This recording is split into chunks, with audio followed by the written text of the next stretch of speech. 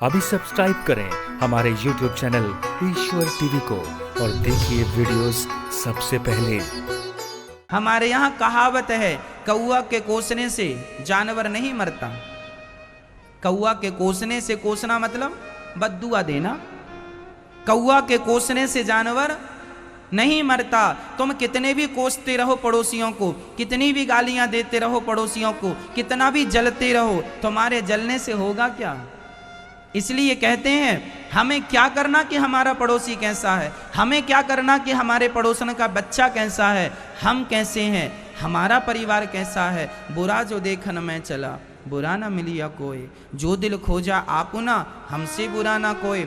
सबसे बुरे हम ही थे, लेकिन हमने कभी अपनी बुराई ना देखकर सदा दूसरों को बुरा ठहराया है। इसलिए वो तो बुरा ना हो सके, बुरा कहते कहते हम ही बुरे हो गए। इसलिए बदलाव चाहते हो संसार में तो अपने आप को बदल डालो, अपने आप से शुरुआत करो, अपनी सोच अच्छी करो, अपने विचार अच्छे करो, खुश रहो, प्रसन्न रहो, अपनी मस्ती में मस्त रहो। हमें पता ही नहीं कि हमारा पड़ोसी कैसा है, क्या करना है हमें। ध्रुव जी गोद में क्या बैठ गए, सौतेली माँ ने हाथ पकड़कर नीचे गिरा दिया, चल तू इस गोद में नहीं बैठ सकता। उस नन्हे से बालक ने प्रश्न किया, माँ मैंने कौन सा अपराध कर दिया कि आपने मुझे हाथ पकड़ के नीचे गिरा दिया? तो जानते हो सौतेली माँ ने क्या जवाब दिया? तू अभागिन का बेटा है, तेरी माँ अभागिन है। क्यों मेरी माँ अभागिन है? क्योंकि तुझ जैसे बेटे को पैदा किया है। ये दुनिया के लोग ना मैया कुछ भी बोलते हैं, कुछ जो मन में आया बोल दिया। इसलिए कहते हैं बोलने के पहले जरा देख लिया करो अपने शब्दों को तौल कर, ये शब्द बोलने के लायक है या नहीं। जो शब्द बोलने के लायक नहीं है उन्हें कभी नहीं बोलना चाहिए। अच्छा मैं ये एक बात बताओ, आपको कोई गलत शब्द कह दे, आपको बुरा लगता है कि नहीं? आपको कोई गलत शब्द कह दे बुरा लगता है, हाँ या ना? यदि हमें सुनने में बुरा लगता है गलत शब्द, तो हम जिसके लिए बोल रहे हैं क्या उसको बुरा नहीं लगेगा? हमारे बड़े बुजुर्ग कह गए हैं कि वही व्यवहार करना चाहिए सामने वाले के साथ जो व्यवहार हम स्वयं को अच्छा लगे। जो व्यवहार हमें अच्छा लगे वही व्यवहार सामने वाले से करो। हमें अच्छा नहीं लग रहा है, आपकी गालियां यदि हमें अच्छी नहीं लग रही हैं, तो हम जिसे गालियां दे रहे हैं क्या उसे अच्छी लग रही होंगी? इसलिए जब हमें गालियां सुनने में अच्छी नहीं लगती तो हमें उन गालियों का प्रयोग नहीं करना चाहिए किसी के प्रति, किसी के लिए। वो व्यवहार कभी ना करो किसी के साथ जो व्यवहार स्वयं को पसंद ना हो। हमें नहीं पसंद कि आप हमें गालियां दें, फिर हमें जब पसंद नहीं है तो हम क्यों किसी को दें? इसलिए शब्दों पर नियंत्रण हो, आपका कंट्रोल। वही शब्द हो, उचित अनुचित नहीं। सौतेली मां सुरुचि ने उस नन्हे से 5 साल के बच्चे का भरपूर अपमान कर दिया। तपसाराध्य पुरुषम तस्यैवानुग्रहेण में गर्भे त्वं साधयात्मानम यदि छसी नृपासनम। जा, तूने अभागिन के गर्भ से जन्म लिया है, इसलिए इस गोद में बैठने का अधिकारी नहीं है। खूब अपमान किया। नन्हा सा बालक ध्रुव जी रोते रोते अपनी माँ के पास चले गए। माँ ने पुत्र को रोता देखा। क्या हुआ लाल? रोते हुए ध्रुव जी ने कहा, माँ मेरा अपमान किया होता मेरी सौतेली माँ ने, मैं बर्दाश्त कर लेता, पर माँ ने आपका अपमान किया है। कह दिया तू अभागिन का बेटा है। माँ क्या तुम अभागिन हो?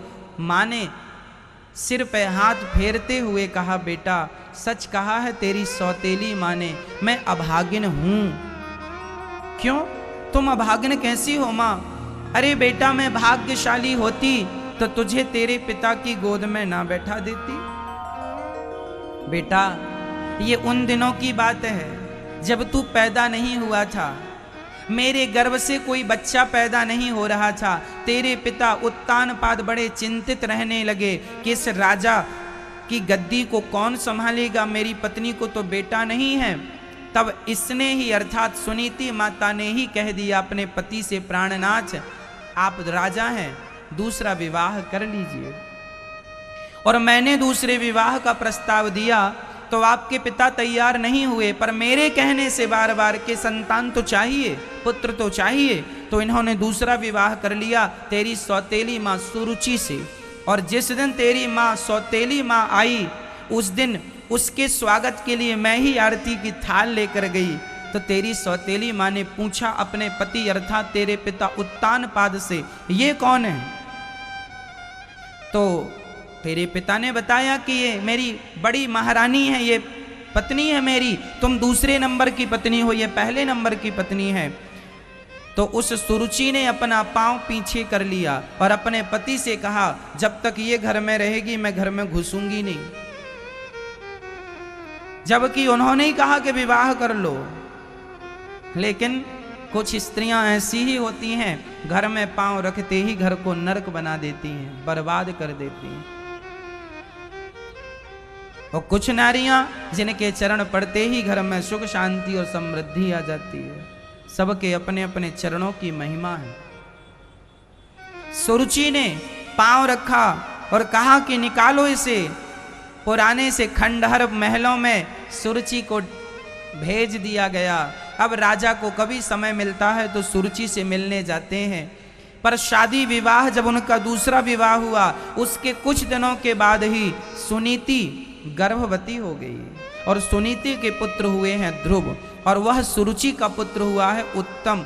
ध्रुव जी बड़े हैं, उत्तम छोटा है, कुछ महीनों का अंतर है। बेटा सच कहा तेरी माँ ने, मैं अभागिन हूं, भाग्यशाली होती तो तेरे पिता मुझे घर से निकालते ही क्यों, त्यागते ही क्यों। पर कोई बात नहीं बेटा, ना तेरा कोई है ना मेरा कोई है। मेरे लाल, सुना है कि जिसका कोई नहीं होता उनके भगवान होते हैं। एक काम कर, तू पिता की गोद में मत जा बैठने के लिए, तू परम पिता की गोद में बैठने के लिए जा। यदि उन्हें पा लिया तो ये संसार की गोद तो तुच्छ सी गोद है।